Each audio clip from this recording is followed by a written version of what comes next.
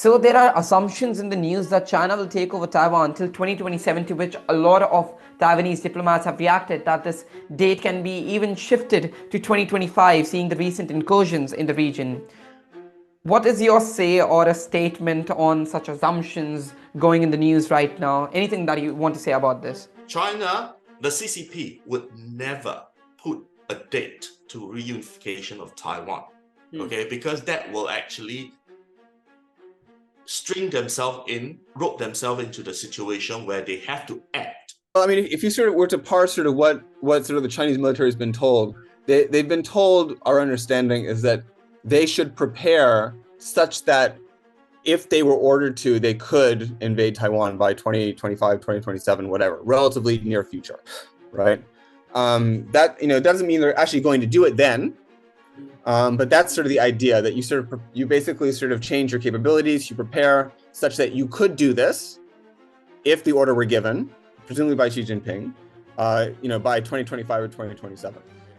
By far, okay, if you've seen the behavior of the Chinese state and the party in the past 40 years, they have been very cautious of putting a stamp.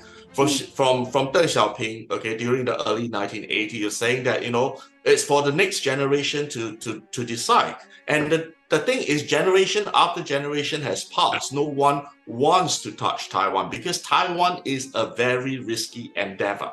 In terms of the date 2027 that is often thrown about, I mean, that would be a significant date in a couple of respects. It would be the year in which Xi Jinping would be looking to lock down a fourth term as general secretary, with that operating in 5-year terms. I think that's almost a virtual lock at this point. I think Xi is set up to be ruler for life.